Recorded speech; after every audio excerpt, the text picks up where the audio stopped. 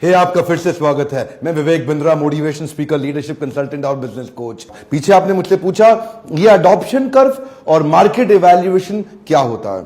देखिए, कोई भी बिजनेस आप शुरू कर रहे हैं या बड़ा कर रहे हैं, नया प्रोडक्ट लॉन्च करना चाहते हैं, नया बिजनेस बिल्ड करना चाहते हैं, डाइवर्सिफाई करना चाहते हैं, कोई कंपनी एक्वायर करना चाहते हैं, मर्जर करना चाहते हैं, इस प्रकार के बड़े एक्सपेंशन से पहले आपको मार्केट को समझना जरूरी है, मार्केट को एनालाइज करना जरूरी है, अडॉप्शन कर्व को पहचानना। जरा मेरा हाथ देखिए ध्यान से। अडॉप्शन कर्व, मार्केट अडॉप्ट करती है, मार्केट इंटेलिजेंस चेंज होती रहती है। देखिए, ध्यान दीजिए, कंज्यूमर बाइंग बिहेवियर बदलता है। कभी कभी मार्केट में आपका प्रॉफिट भी कम हो रहा है, आपका जो मार्जिन है प्रॉफिट कम हो रहा है, सेल्स भी कम हो रही है। ध्यान दीजिए, कम ऑन, मार्केट में ग्रोथ भी कम हो रहा है और मार्केट की डिमांड भी कम हो रही है। अब ऐसे समय में एडवर्टीजमेंट में पैसा लगाना ठीक नहीं होता। कई लोग कहते हैं यार, ना तो मार्जिन आ रहा है ना सेल्स बढ़ रही है, चलो एड पे खर्चा कर दो। मत करिएगा, एक कम ऑन, सावधान, फिर बता रहा हूं, बिल्कुल मत करिएगा।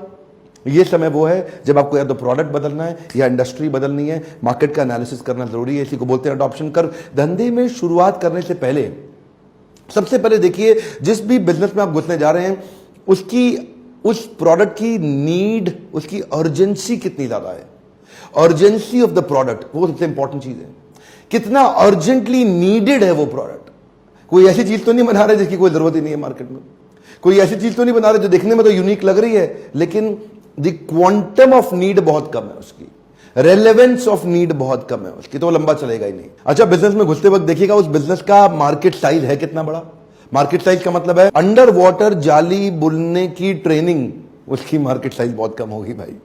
लेकिन कैंसर की बीमारी का ट्रीटमेंट, उसकी मार्केट साइज बहुत बड़ा है। डायबिटीज की बीमारी का ट्रीटमेंट, उसका मार्केट साइज बहुत बड़ा है। आप जिस बिजनेस में घुस रहे हैं उसका मार्केट साइज देखिए। उसके बाद देखिए उसका कोका कैसा है। कोका के ऊपर मैं एक वीडियो भी बनाया था, आपने देखा होगा शायद। कोका का मतलब है कॉस्ट ऑफ कस्टमर एक्विजिशन, यानी कि एक कस्टमर को एक्वायर करने में कितना खर्चा लग जाता है, क्या बड़ा महंगा पड़ता है कस्टमर एक्वायर करने में। तो आपकी स्केलेबिलिटी ड्रिवन कॉस्ट भी ज्यादा आएगी। तो मार्केट में घुसने से पहले 2 बार सोचना पड़ेगा, 4 बार सोचना पड़ेगा। नया कस्टमर पकड़ने में कितनी मेहनत, देखिए एफर्ट भी एक कॉस्ट है, पैसा भी एक कॉस्ट है, मेहनत भी एक कॉस्ट है, धन जो लगता है वो भी एक कॉस्ट है। दोनों कॉस्ट को इवैल्यूएट करिए। अच्छा, अब आप बिजनेस के बारे में सोच ही चुके हैं ना कि आपको करना है, तो एक कॉस्ट ऑफ कस्टमर डिलाइट भी चेक कर लीजिए। कॉस्ट ऑफ कस्टमर सेटिस्फैक्शन कह लो या कॉस्ट ऑफ कस्टमर डिलाइट कह लो। इसका मतलब क्या हुआ कि एक कस्टमर पूरी तरह संतुष्ट और खुश और अच्छा महसूस करने में आपका कितना पैसा, कितना समय और कितनी ताकत लगने वाली है, बड़ा महत्वपूर्ण है समझना। कि कई बार क्या होता है, कुछ ऐसे बिजनेस हैं जिसमें बहुत बड़ी चुनौती है कस्टमर को डिलाइट दे पाना, क्रिएट कर पाना। आपके लिए कैसा है वो, एक तो हो गया मार्केट के लिए कैसा है, दूसरा आपके लिए। अगला है कि जो प्रोडक्ट आप डिजाइन करने का सोचा है आपने, जिसको एनविजन किया, वो यूनिक कितना है, वो कितना distinct, clear, unique, absolutely different and most needed. Most needed की बात तो मैं पहले कर चुका हूं कि नीडेड तो है मार्केट में, लेकिन यूनिक भी है कि नहीं है। ऐसा तो नहीं है कि आप कोई सेम चीज करने जा रहे हो जो बाकी सारे कर रहे हैं। जब मार्केट में बहुत ज्यादा ऑप्शन तो आपको डिस्काउंट देना पड़ेगा। जब मार्केट में बहुत ज्यादा ऑप्शन तो आपको उधार भी देना पड़ेगा। जब मार्केट में बहुत ज्यादा ऑप्शन तो आपको बेइज्जती भी सहनी पड़ेगी। जब मार्केट में बहुत ज्यादा ऑप्शन है आपके खिलाफ, यानी कि इससे खरीद लो, इससे खरीद लो, इससे खरीद लो, इससे खरीद लो, किसी से भी खरीद लो, तो आपसे क्यों खरीदो, क्यों खरीदो आपसे? कोई जबरदस्ती है कि आप इसे खरीदो? रिश्तेदारी में बेच लेना जाके, मैं तो नहीं खरीदता, मैं तो इससे लेता हूँ, डिस्काउंट देता है। ऐसा सुनना पड़ेगा आपको। थोड़ा अनफेयर बोलता हूँ ना कभी कभी, लेकिन ऐसा कड़वा सुनना पड़ेगा। अगला पॉइंट है, इसको बोलते हैं स्पीड ऑफ ट्रांजैक्शन या वेलोसिटी या स्पीड टू मार्केट। इसको भी समझना पड़ेगा। अलग अलग मैनेजमेंट यूनिवर्सिटीज मैंने देखा है यूरोप में और यूएस में अलग अलग तरीके से बोलती है। ये जो स्पीड ऑफ ट्रांजैक्शन है, ये जो वेलोसिटी है, स्पीड टू मार्केट का मतलब क्या है?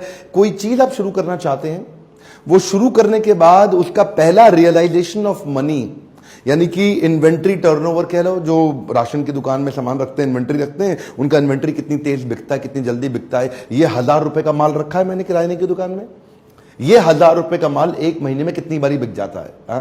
यानी कि फटाफट बिक रहा है, तो माल गया, नया माल आया, भर दिया, माल गया, नया माल आया, भर दिया। ब्लॉक 1000 ही रुपया हुआ, लेकिन ये 1000 रुपया महीने में 20 बार घूम गया। तो यानी कि इन्वेंट्री टर्नओवर बहुत तेज है। देखिए, ये ना कॉन्सेप्ट को समझना जरूरी है। दूसरा, अपफ्रंट इन्वेस्टमेंट भी चेक करिए।